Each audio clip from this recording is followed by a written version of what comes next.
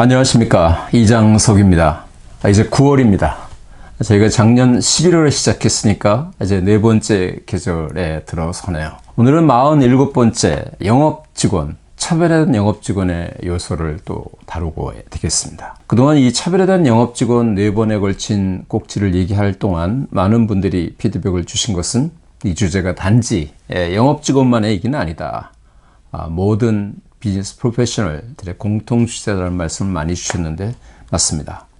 그것은 직원뿐만이 아니라 리더 모두에게 해당되는 얘기겠죠. 오늘은 이제 내부에서 영업직원이 하나의 나그네가 아닌, 손님이 아닌 주인이 되기 위한 3가지 요소를 한꺼번에 다루도록 하겠습니다. 약간 시간이 쫓기겠지만 어쩔 수가 없네요. 그래서 열정, 주인의식, 그리고 협업에 대한 말씀을 나누겠습니다. 먼저 주인의식부터 얘기를 좀 하고자 합니다. 주인의식. 여기에 들어와 계시는 많은 리더분들은 이 말에 대해서 별로 거부감을 느끼거나 다른 생각을 하지 않죠. 매우 중요하다. 그렇지만 여기 계신 리더분들께서 직원들과 이 주인의식을 얘기했을 때 어떤 피드백을 들으셨습니까? 요새 젊은이들은 내가 주인이 아닌데 무슨 주인의식을 얘기하냐 라는 얘기를 한답니다. 실제 얘기는 제가 많이 들었고, 특히나 CEO분들, 경영층분들, 젊은 오너그룹에 있는 분들이 직원들과 얘기할 때 상당히 많은 충돌이 있는 영역이 바로 주인의식입니다. 당신은 주인이니까 주인의식을 가지라고 얘기하시면 난 주인이 아니다.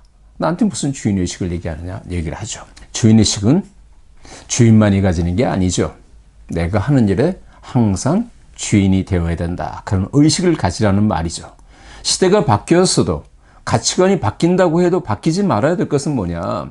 항상 모든 비즈니스 프로페셔널들은 일의 주인의식을 가져야 되죠. 도산 안창호 선생의 말씀, 우리 고등학교 때 교과서에서 많이 배웠죠. 주인인가 나그네인가? 동포들이여 내가 묻나니 여러분들은 주인입니까? 나그네입니까? 1925년도 1월 달에 동아일보에 실린 도산 안창호 선생의 우리 조선 국민들에게, 동포들에게 보내는 글이죠. 미국에서 계시면서 독립운동을 하시면서 보냈던 글입니다. 그 중에 3번째 1월 25일 날 실린 글에 당부하는 말에 실렸던 말입니다. 이 신문 기사를 제가 찾아내면서 느낀 것은 언론의 역할이 참 무서웠었구나. 그 어려울 때 이런 글들을 실어서 위험을 무릅쓰고 국민들을, 동포들을 깨우치려고 했던 한 선각자와 언론의 역할을 볼 수 있습니다. 주인이냐 나그네이냐. 주인은 주인만이 가지는 게 아니죠. 나라의 주인이 그 당시에 국왕이었겠습니까? 그 당시 일본 애들이었겠습니까? 나라의 주인은 하나하나 움직이는 국민, 동포들의 몫이죠. 임재선사가 한 말, 한동안 한때 무진장 많은 CEO들이 썼던 한 10수년 전에 많이 회자됐던 말이죠. 누구나 다 아는 말이죠. 수처작주. 어디에 머물던 간에 주인처럼 행동해라. 그러면 그것이 진리니라 라는 말이죠. 그렇습니다. 어디에 있던, 내가 어떤 단체에 있던, 어떤 조직에 있던, 어떤 회사에 있던, 어떤 타스크를 캐리하던, 어떤 영업활동을 하던, 어떤 경우에든 주인의식을 가지는 건 중요하죠. 3가지를 저는 얘기하고자 합니다. 주인의식은 실행입니다. 흔히 솔선수범이라고 하죠. 말로만 주인의식을 얘기할 것이 아니라 주인처럼 행동을 해야 되죠. 제가 아는 후배가 민간기업이라는 표현이 이상하지만 주인이 있는, 오너가 있는 회사에 가서 있었던 실화를 얘기하죠. 첫 주에 우연히 식사 후에 휴게실 옆에서 담배를 피는데 담배째가 날려서 사람 직원들이 앉는 대리석, 검은색 대리석에 재가 떨어졌다고 합니다. 같이 일하는 부장이 쫓아가더니 양복으로 그 재를 닦아냈다는 거죠. 그 다음에 그 임원에게 했다는 얘기죠. 상무님, 이거 사장님이 보시면 큰일 납니다. 그게 무슨 말이에요? 오래전에 우연히 사장님께서 식사를 하시고 밖에 나와서 계시는 동안 한 직원이 여기에다가 담뱃재를 떨어뜨리는 걸 보고 그 사장님이 직원을 불러다가 얘기하셨다는 거죠. 당신은 당신 집 소파에 담뱃재를 떨어뜨리느냐? 당신 같은 사람은 우리 회사에 있으면 안 된다. 여러분, 주인만이 할 수 있는 말입니까? 우리가 항상 생각해야 될 것은 액션이죠. 그죠? 길거리에 버리는 쓰레기. 우리가 다니다 보면 참 어떻게 저런 어처구니 없는 일을 할 것인가. 이 작은 것부터 시작해서 일에 임하는 자세. 모든 것이 다 액션입니다. 그렇죠? 첫 번째 액션이죠. 두 번째 뭡니까? 주인은 침묵하면 안 됩니다. 잘못된 것을 보고 얘기하지 않으면 안 됩니다. 얘기를 해야 됩니다. 도움이 필요하면 도움을 요청해야 됩니다. 고칠 일이 있으면 고치자고 얘기해야 됩니다. 스피크업 해야 됩니다. 동료의, 조직의, 팀의 잘못을 보고 방관하고 묵인하고 그것을 우리 팀이니까 하는 시간으로 가면 그건 주인이 아니죠. 항상 스피크업 해야 됩니다. 잘못된 것이 있으면 고치자고 얘기해야 되고요. 이거는 회사에서 고치는 것이지 내가 고칠 수가 없는 것이다가 아니라 고객 입장에서 바른 입장에서 옳은 것이라고 생각할 때 얘기할 수 있어야 되죠. 스피크업입니다. 세 번째는 결국 뭡니까? 생각을 해야 되죠. 생각을 실행 뒤에 갖다 놓은 것은 다른 각도죠. 여기서 이 생각이라는 것은 생각만 하라는 것이 아니라 고민을 하라는 거죠. 우리 지난주에 실내에서 부를 때 think and prepare rehearsal을 말씀드렸죠. think는 정말 중요합니다. 단순히 생각하는 것이 아니라 우리 회사의 미래를 고민하고 우리 회사의 전략을 고민하고 우리 회사가 나가야 될 걸 고민하고 우리 팀이 더 잘할 수 있는 걸 고민하고 항상 고민하는 거죠. 고민하는 거죠. 그러면 주인이죠. 주인은 고민하죠. 우리 조직을 어떻게 키울 것인가, 미래를 어떻게 할 것인가 고민하지만 직원들은 딴 생각을 한다면 안 되겠죠. 결국은 주인의식은 거창하게 얘기할 것이 아니라 실행하는 것이다. 그 다음에 뭡니까? 잘못된 것이나 고쳐야 될 것이나 제한이 있거나 도움이 필요한 것을 스피크업 해라. 마지막 항상 고민해라. 이 세 가지를 꼭 기억해 주시기 바랍니다. 두 번째, 열정입니다. 열정이라는 용어는 여러분들 잘 아시죠?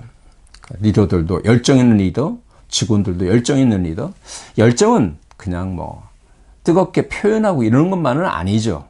열정이라는 것을 여러 가지 각도에서 항상 활발하고 활달하고 뭔가 뜨겁게 보이고 이것만이 중요한 게 아니죠. 진정한 열정은 내부에서부터 차곡차곡 쌓여서 결국은 표출이 되는 거죠. 남이 느낄 수 있게 되죠.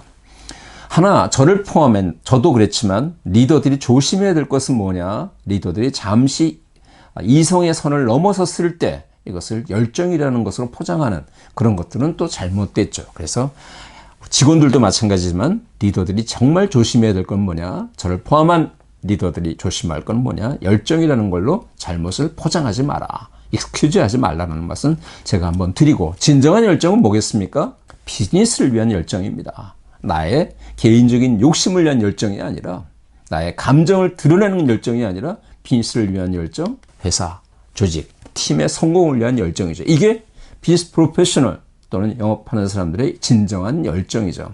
열정은 뜨겁게 끓어오르는 그런 열정이 아니라 비즈니스를 위한 열정. 그런 겉으로 나는 템퍼의 정도가 아니라, 감정의 이모션의 정도가 아니라 이를 임하는 진정한 열정이죠.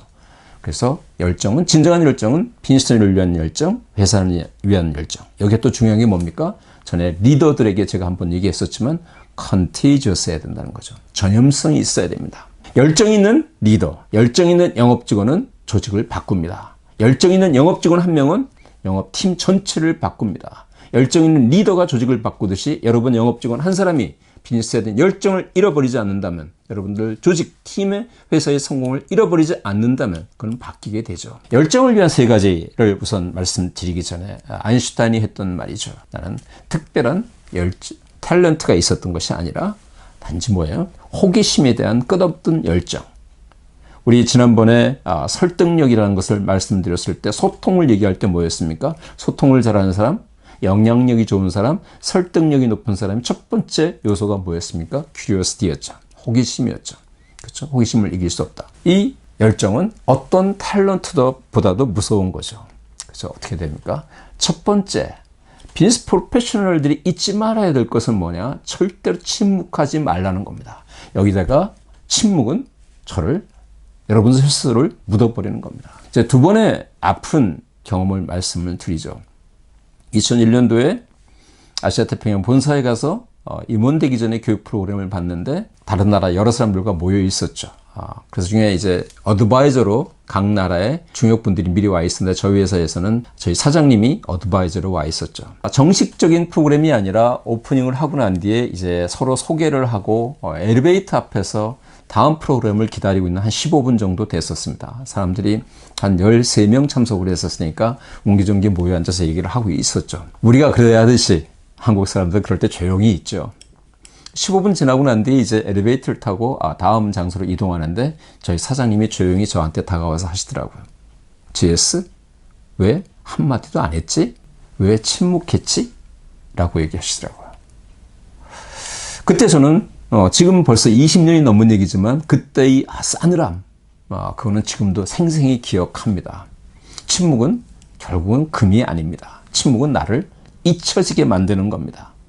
두 번째 기억은 제가 아시아 본사에 근무할 때 2006년도에 이제 본사 임원들과 같이 워크숍을 하는데 첫 워크숍이었죠. 그러니까 제가 그 주제에 대한 전문가도 아니었고 기존에 있는 리더들이 전부 다 사장단을 포함한 사람들이 회의를 하고 있는데 가장 젊은 친구니까 제가 가만히 있었죠. 한국적 미덕으로 듣고 있었습니다. 2시간 회의가 끝나고 난 뒤에 아시아 태평양 본사의 제 보스 사장이 저한테 오더니 JS, 너는 왜 한마디도 안 했니? 똑같은 질문이었습니다. 2001년 전에 제가 들었다는 그 얘기를 2005년 후에 또 다시 듣게 되죠. 이게 사람이 시끄럽다, 발표가 뛰어나다 뭐 이런 것을 의미하는 것이 아니라 자기의 주장을, 자기의 의견을 항상 적극적으로 개진할 수 있어야 됩니다. 영업하는 사람들, 비즈니스 리더가 되고자 하는 사람들은 항상 잊지 말아야 될 게 뭐냐? 항상 내 의견을 발표하고 공유하고 확실하지 않으면 질문하는, 표현하는 습관을 그려야 됩니다. 다시 말씀드리면 침묵은 나를 땅속에 묻어버린다. 잊지 마십시오. 두 번째 뭡니까? 열정의 진정한 의미는 뭡니까? 손해를 볼 수 있어야 됩니다. 오늘 손해를 보고 미래를 표현할 수 있어야 되죠. 여기 사소취되라고 하고 있습니다. 그죠? 취자가 흔히 취한다는 취자를 많이 쓰지만 이 취자가 맞는 걸로 제가 알고 있습니다. 추구해야 됩니다. 항상 큰 것을 추구해야 됩니다. 여러분 생활하다 보면 내 개인적인 작은 이해와 큰 뜻이 어긋날 수가 있고 내 개인적인 욕심과 조직의 욕심이 어긋날 수가 있습니다. 항상 잊지 말 것은 작은 것은 버리십시오. 작은 것을 버리고 큰 것을 보고 볼 때 그렇게 되면 어떻게 됩니까? 움직이는 크기가 달라지죠. 일하는 열정의 방향이 달라지죠. 이것이 진정한 열정입니다. 세 번째 뭡니까? TTR입니다. TTR은 Take the Risk입니다. 리스크를 질 줄 알아야 됩니다. 항상 어떻게 됩니까? 우리한테는 어려운 일이 주어지죠. 예를 들어서 어떤 과제가 주어졌습니다. 누가 이 일을 하겠습니까? 손 드십시오. 제가 얘기 드린 Take the Risk, TTR이라는 약어는 영어 쓰는 분들은 많이 쓰는 약어입니다. TTR은 Take the Risk, 리스크를 질 줄 알아야 됩니다. 나에게 어떤 그 리스크는 나에게 엄청 큰 기회가 돼요. 대신 밑에 뭡니까? Calculated 리스크입니다. 다시 말하면 내가 그 리스크를 무모하게 떠안으라는 것이 아니라 어떻게 이겨낼 것이라는 전략적인 생각을 하면서 리스크를 항상 가져오라는 겁니다. TTR은 매우 중요합니다. 리스크를 져야 되고 그렇지만 더 중요한 것은 뭐냐? 항상 calculated. calculate라는 맛은 여기서 계산한다 이렇게 잔머리를 굴린다는 것이 아니라 리스크를 극복할 로드맵을 내가 명확히 가져야 된다는 뜻을 말씀드립니다. 열정. 시끄럽고 떠드는 것이 아닙니다. 첫 번째, 정확하게 표현해야 됩니다. 두 번째 뭡니까? 작은 것은 버리고 큰 것을 추구할 줄 알아야 됩니다. 세 번째 뭡니까? 항상 어려워 보이지만 리스크를 질 줄 알아야 됩니다. 단 그 리스크는 calculated. 항상 극복할 수 있는 로드맵을 가지면서 리스크를 질 줄 알아야 된다. 이렇게 되면 어떻게 됩니까? 비즈니스 프로페셔널, 영업하는 사람들한테 리스크가 되죠. 이 일을 누가 할 것이냐. 세 번째 주제, 이제 협업이죠. 협업에 대해서는 이미 고객 섹션에서도 한번 말씀드렸고 리더들에도 말씀을 드렸죠. 컬래버레이션이라는 단어를 말씀드렸으면서 레이버를 합한 것이 컬래버레이션, 힘을 합하는 것이 협이잖아요. 그러니까 결국은 옛날서부터 이 협력이라는 단어는 매우 중요했지만 여러분들의 성공의 여부는 항상 뭐에 달려있다? 힘을 합하는 게 중요하다. 하물며 컴페티션도 얘기했지만 추구하는 것이다. 죽이는 것이 아니라는 말씀을 드려서 우분투, 남아프리카 공화의 건국기념 우분투를 제가 말씀드렸지만 항상 함께 한다. 그래서 협업을 얘기하면서 두 가지만 좀 말씀을 드리겠습니다. 협업지수입니다. 콜라보레이션 에토스라고 제가 인덱스가 아니라 에토스입니다. 에토스는 뭡니까? 어떤 생각, 사상, 정신이죠. 저는 협업 문화라고 표현하고 싶습니다. 에토스의 원래 뜻은 컬처라는 뜻은 없지만 협업 문화라고 생각하시면 더 좋을 것 같습니다. 여러분들은 협업 정신, 협업 문화 얼마나 클 것인가.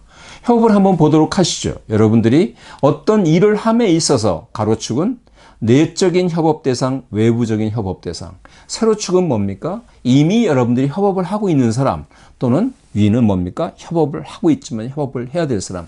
이렇게 2x2로 조금 이런 섹션이 되어 있겠죠. 이 넓은 해야 될 일, 성취할 수 있는 도메인이 존재하는데 여러분들은 나 혼자만 하면 이 빨간 점에 불과하다는 거죠. 그죠? 얼마나 더 키울 것이냐? 우리 흔히 그릇의 크기를 얘기하지만 성공의 크기는 이 협업의 파이를 얼마나 넓힐 것이냐, 이 노란색 선까지 갈 것이냐, 이 빨간색 선까지 갈 것이냐, 이거에 따라서 성공의 크기는 달라진다. 생각할 두 가지 요소가 뭡니까?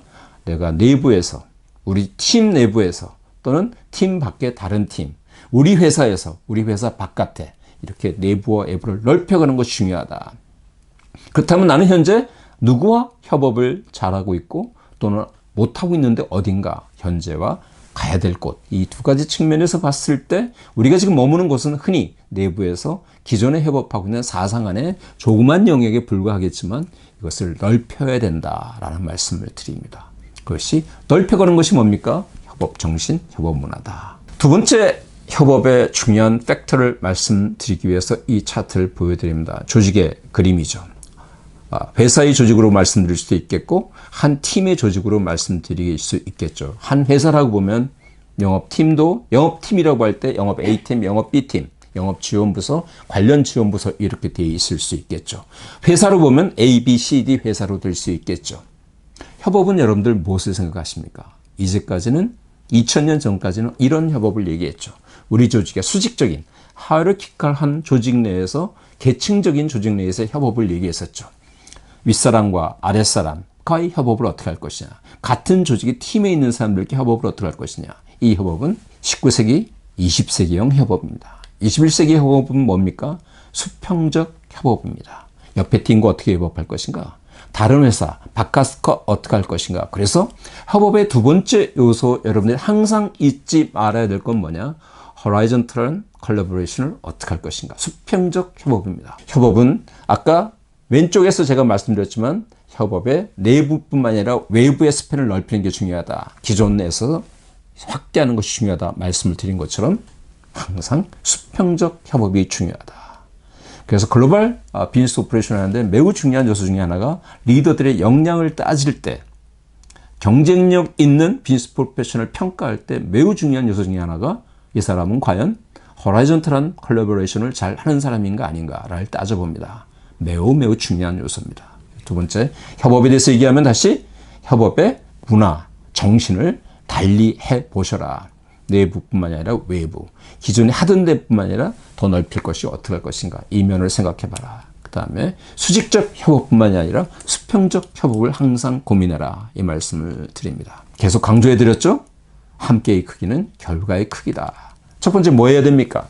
아까 여러분들은 과연 업무에 있어서 네트워크 맵을 가지고 있습니까? 저는 후배들에게 항상 얘기하는 게 나의 네트워크 맵을 그려봐라.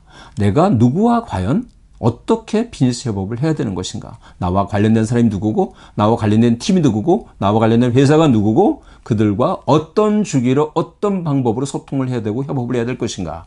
이 네트워크 맵을 그려봐라 라는 얘기를 합니다. 두 번째 어떻게 됩니까? 실행하려면 일주일에 한 번, 한 달에 한 번, 분기에 한 번, 한 달에 한 번 만날 것인지, 한 달에 한 번 이메일 주고받을 것인지, 한 달에 한 번 찾아갈 것인지, 분기에 한 번 만날 것인지 여러 가지 계획에 의해서 카렌다링을 해라. 카렌다링을 하지 않으면 아무리 멋있는 콜라보레이션 맵, 네트워크 맵을 그려도 실행되지 않습니다.